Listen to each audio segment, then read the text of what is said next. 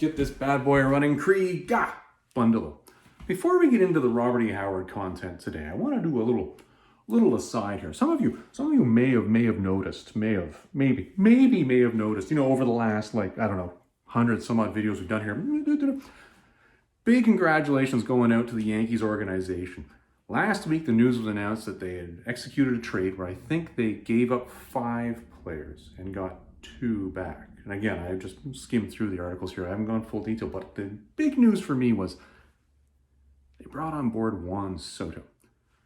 Some of you will know Juan Soto, some of you might not. I imagine most people who are watching these videos, maybe you aren't a baseball fan. That's okay, listen, we all have our own shtick, but I wanted to throw that out there as a big congrats, because I gotta tell you, that's some exciting news. And I gotta tell you, I'm a little looking forward to this, just a lot of looking forward to this season to see what the outcome of this is gonna be. So that's my, now is there one other thing that's gonna happen before? I think there might, but I don't want to jinx it. Anyways, back to the Conan discussion. As you guys saw, you already saw the thumbnail. You know what we're talking about today, and it's this bad boy. We're going to be going through this series today. This is Conan, the Book of Thoth, and other stories. Now, we'll talk about that, what the other stories is here a little bit later, but what we're going to do is walk through this one today, and I wanted to give this one as another one of our spoiler-free reviews, okay? Because this is a newer series. I think it came out in 2019 was when this was actually put out there. I went out and tried to find the individual books lately. Yeah, not that easy. It's interesting. I mean, I'm sure these should be like dollar bin books because really, what's the demand for these? I can't see it being that much, but if you really want to go out and fill like the hole in the run, like you've got, let's say, number 1, 3, and 4, and you want to get number 2. Good luck with that without just royally paying through the nose in both the book and shipping. It's just stupid. So I picked up the trade paperback. So we got this. We're going to go through it today. We're going to go through some high-level stuff on this one. Really some of the more major things that I saw in this that you should look for as a reader when you're out there picking this one up and reading it, but not the things that are going to say, hey, here's this page, this page, this page, this page, and this page, and here's where we get to the end, and that's what the overall story is. We're not going to do that. We're just going to go high level here and just run through some of the smaller items within this that I thought were kind of cool. Let's get into the books. All right, let's get into the book itself and let's talk about what is in here and what isn't in here and why I think you should probably go and pick this one up, okay? Let's put an image of the book up over here for a second, shall we? We're going to try to use this fancy voodoo magic of the interwebs and see if we can make that happen. One of the things you're going to notice in this one is the title is called The Book of Thoth. Kind of unique, isn't it? It kind of tells you what the story is. The story is the story of Thoth-Amon. What's interesting is it is not just the story of Thoth-Amon, though. Thoth-Amon in Robert E. Howard's pantheon is a character that doesn't really have a large role, which is interesting because when you look for the big baddies in Robert E. Howard's Kull the Conqueror and in Conan the Barbarian, really you got Thulsa Doom and you got Thoth-Amon. They're the big ones. These are the guys who are not to be messed with because of the allusions that are made by Robert E. Howard in his stories. And it's very clear that he's saying these are people with background. Remember that phrase I always use on the channel where we talk about the onions that Robert E. Howard puts in his stories. The layers to these guys is so deep. Well, Marvel has done a great thing in that they've developed over the last, 30, 40 years, a long amount of background where they've filled in what they thought fit for these characters. And sometimes they redo it. Like we've already redone and covered both of these, which are the Age of Conan Valeria and the Age of Conan Bellet, where they decided that we're going to rewrite the stories again, give you some new origin for these people to make it more flushed out. Well, that's what they're doing in the Book of Thoth. But the issue with the Book of Thoth is that it's now not just the story of Thoth, it's the story of Stygia. It's the story of how Stygia relates to the Hyborian Age. It's the story of really what brought that entire area of the Hyborian map into play. And how is Thoth-Amon the character that he is? And how is he so powerful? It's really a unique way to look at these things. And it's funny because it was necessary. And I'm going to say that right now. It absolutely was necessary. A lot of us know Thoth-Amon from a lot of the Conan stories. And if you look back, and if any of you have read this bad boy, which is the King Conan first omnibus, the first 4 issues of this entire series were all about the big showdown between Conan and Thoth-Amon. He was not a minor dude. He is a major player. And if you read those Conan stories, one of the things you know is that, okay, we know he's in Stygia. We know he's this wizard. We know he's the chief priest. We know there's also a king down there that has some sort of level of power, but we know that really it's Thoth-Amon that runs the country. And we know he's got that ring of power and that he is just toyed with Set, which is kind of funny because guess who else is toyed with Set that also had a recent revamp of their origin? Well, that's Kulan Gath through that whole Savage Avengers story that came out, which I've also done a review for. It's unique that what Marvel was doing was they were really just drawing in the commonality of Set through this whole story and through the characters that are all in this one little kingdom down here. And it's funny how this story really draws into some of the larger Hyborian Age mythos. And there are some things that are included in here which really make you go, huh. And it really does draw into the knowledge that Marvel knows what they're doing. One of the things that I want to point out, and this is kind of an interesting one, I'm going to put an image up over here. This scene was actually early in the story. And you'll notice that they're referencing a great scorpion, and they're assassins, and they're scorpion-worshipping assassins. They've got the name of their god in there.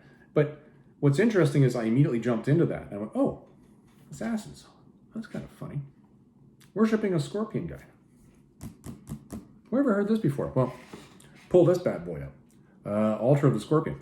That's going all the way back to the Thurian Age. So is Marvel saying that this scorpion cult actually continued to survive, because they were ancient in Thurian times, all the way down to the point where, I don't know, and I'm not going to spoil it for you here. All I'm going to say is they're there. Good draw in right there. Another kind of interesting thing, and it's kind of funny because the art in this one kind of throws you off a little, and I think it was done intentionally. And I'm going to put up an image over here. So that is Calanthes, all right? Calanthes, if you're a Robert E. Howard fan, you might know him off the top of your head. If you're a Conan comic fan, you'll recognize the name.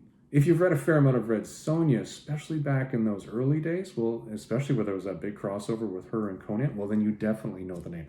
For those of you who have read this bad boy, let me put the image up of him in there, here. Those two images do not look the same, do they? But they're the same guy. So when they were developing the whole story of Thoth and the story of Thoth-Amon, as he becomes, and they're developing the story of Stygia, it's interesting that at the same time, you're taking this other lesser-known wizard character, who we know is a powerful dude, who we know worships Ibis, and who we know is from the Stygia, and you're drawing him in at the same time. I'm not going to walk through how he gets drawn at the same time, but I will tell you this, it's incredibly important to the whole development of that entire area of the Hyborian Age based on what Marvel has written in this particular origin story. Kind of a unique one, kind of neat, but also shows Marvel's really paying attention to the actual character and mythos that they already created and what Robert E. Howard had already created. Little snippets and things that are also thrown in this that are kind of neat are characters that are just weird. There's a lot of characters that come in this one and also go. It happens in every story. There's a lot of characters that come in this one and stay. There's one character in this one that's kind of odd, and we're not going to talk about this one too much here because this one is one of those onions that, quite frankly, is never going to get solved. A little OCD me in the back of my head is going absolutely nuts with the fact that I can't find anything on this. Here's the image. Okay, this is a rather unique dude, and he has a rather unique role in this story. And he comes, and he goes, and he leaves you going, And when you look at the names chosen, you go, okay, well, those two particular names are important for two different real-life historic cultures. But is that what was actually intended here? And the other kind of key kicker is, what's that thing in the middle of his head? Why is that there?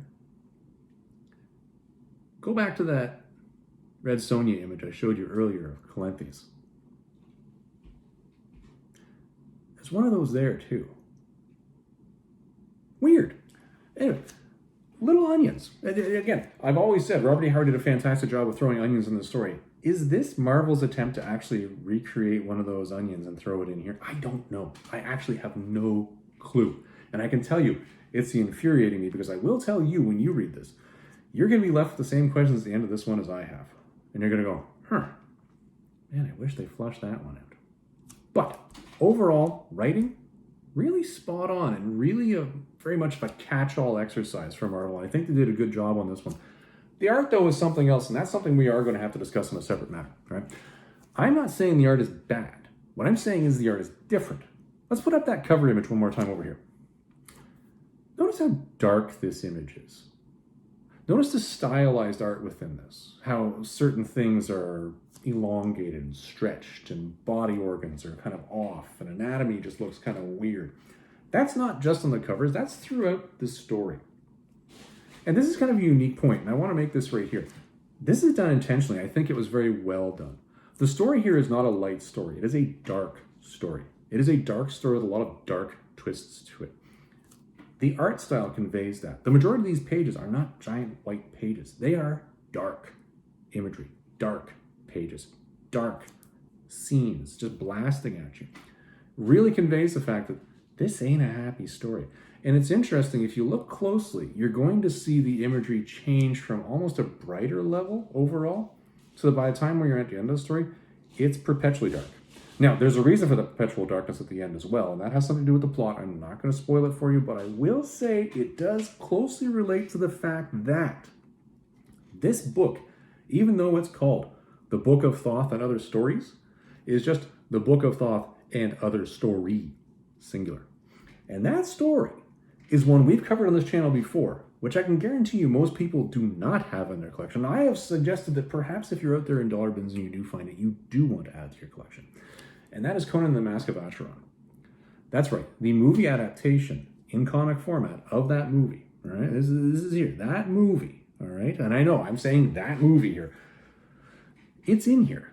And there's a reason why you have an Acheron tie-in here. I'm not spoiling it, but that is your one hint for this one. A lot of this has to do with something that predates all this Stygia noise. And it may very well be that the publishers were doing this intentionally, not just trying to flog in some extra pages, but to say, hey, reader, wisen up. This is what we're talking about.